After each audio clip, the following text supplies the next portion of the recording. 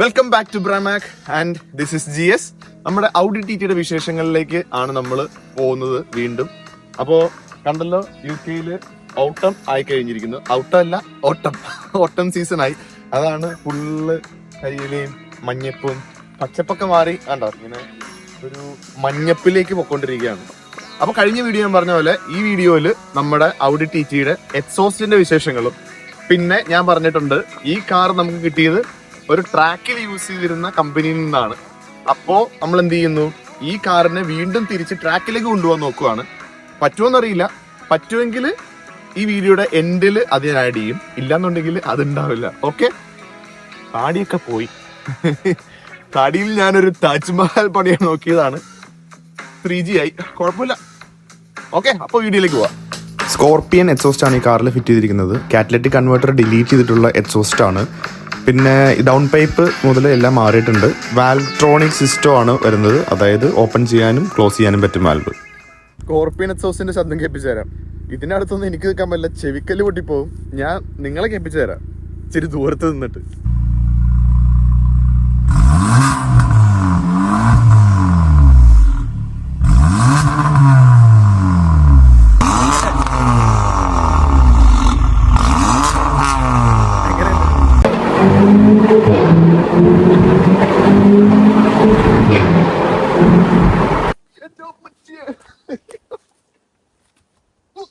ഇന്ന് നമ്മുടെ ഔഡി ടിറ്റി നമ്മൾ കാസിൽ കോം എന്ന് പറഞ്ഞൊരു ട്രാക്കിലേക്ക് കൊണ്ടുവന്ന് നോക്കുകയാണ്. കാസിൽ കോം എന്ന് പറഞ്ഞു കഴിഞ്ഞാൽ UK ബാത്ത് എന്ന് പറഞ്ഞ സ്ഥലത്തിന് അടുത്തുള്ള ഒരു സ്പീഡ് ട്രാക്കാണ്.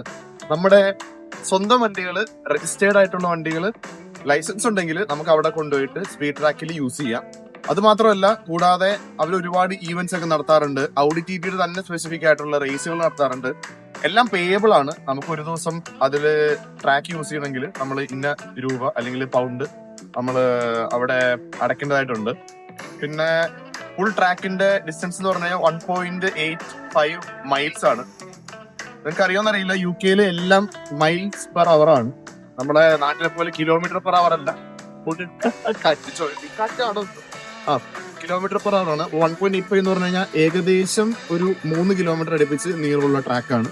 അങ്ങോട്ടേക്കാണ് നമ്മൾ ഇന്ന് കാർ കൊണ്ടുപോകാൻ പോകുന്നത്. ഞാൻ എന്റെ ഫുൾ ഡീറ്റെയിൽസ് കൊടുക്കാം. നമ്മൾ നേരത്തെ പറഞ്ഞ പോലെ ഇതിന്റെ സൈറ്റിൽ പോവുക, നമുക്ക് ഏത് ദിവസമാണ് വേണ്ടത് ആ ദിവസം നോക്കിയിട്ട് നമ്മുടെ രജിസ്ട്രേഷനും നമ്മുടെ ഇവിടുത്തെ ലൈസൻസും ഒക്കെ അപ്ലോഡ് ചെയ്ത് കഴിഞ്ഞാൽ നമുക്ക് ഒരു ദിവസത്തേക്ക് കാറ് ട്രാക്കിൽ ഓടിക്കാവുന്നതാണ്. അപ്പൊ നമുക്ക് ട്രാക്കിലേക്ക് പോകാം.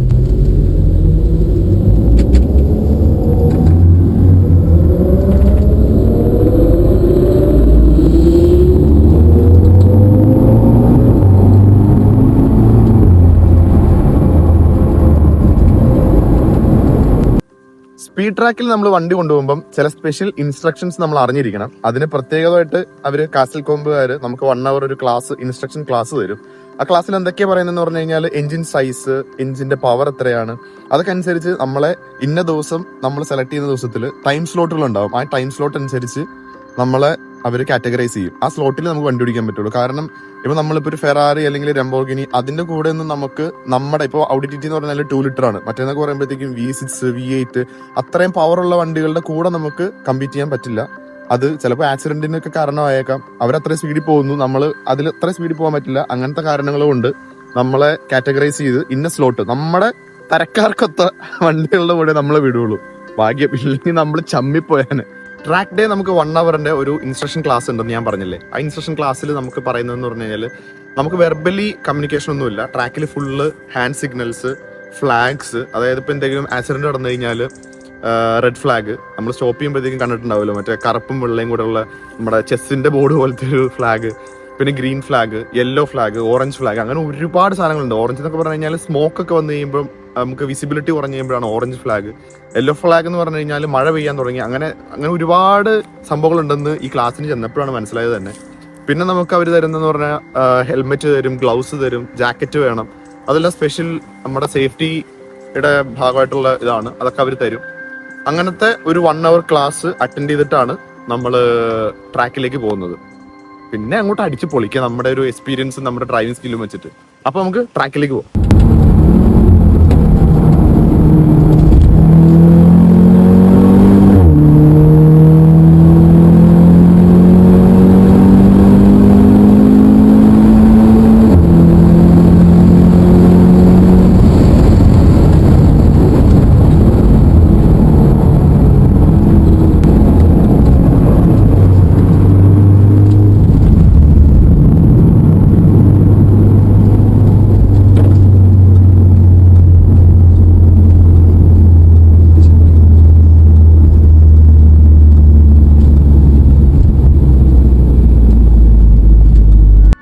ഒരിക്കലെങ്കിലും ഈ വണ്ടി ഒന്ന് ഓടിക്കണം. എന്നാലാണ് അതിൻ്റെ ഒരു ഇത് മനസ്സിലാവുള്ളൂ നമുക്ക്. എത്ര ഞാൻ പറഞ്ഞറിയിക്കാന്ന് വിചാരിച്ചാലും എൻ്റെ പൊന്നെ അത് എക്സ്പീരിയൻസ് ചെയ്ത് തന്നെ മനസ്സിലാക്കണം. നമ്മുടെ ഇൻസ്ട്രക്ഷൻ ക്ലാസ്സിന്റെ എവിടെയോ ട്രാക്കിന്റെ എവിടെയോ വേറെ വീഡിയോ കവറേജ് ഒന്നും പാടില്ല. അത് പ്രൈവസി ഇഷ്യൂസ് കാരണമാണ്. നമുക്ക് പക്ഷെ കാറിൽ നമ്മുടെ ഗോപ്രോയോ ബാക്കി ക്യാമറാസോ ഒക്കെ ഇൻക്ലൂഡ് ചെയ്ത് നമുക്ക് വീഡിയോ എടുക്കാം. അതുകൊണ്ടാണ് ഞാൻ ട്രാക്കിന്റെ വീഡിയോസ് മാത്രമേ നമുക്ക് എടുക്കാൻ പറ്റിയിട്ടുള്ളൂ. അപ്പോൾ അതോടുകൂടി നമ്മുടെ ഈ ഔഡി ടിയുടെ വീഡിയോസ് റാപ്പ് ചെയ്യുവാണ്. അടുത്ത തവണ ഒരു കിടുക്കാച്ചി കാറുമായിട്ട് വീണ്ടും വരുന്നതായിരിക്കും. Keep on supporting. നിങ്ങളുടെ സപ്പോർട്ട് വളരെയധികം നമുക്ക് ആവശ്യമുണ്ട്. നിങ്ങളുടെ സപ്പോർട്ടാണ് നമുക്കൊരു പ്രചോദനം വീഡിയോ എടുക്കാൻ തന്നെ. അതുകൊണ്ട് കീപ്പ് ഓൺ സപ്പോർട്ടിങ്, സബ്സ്ക്രൈബ് ചെയ്യുക. അപ്പോൾ അടുത്ത വീഡിയോ കാണാം.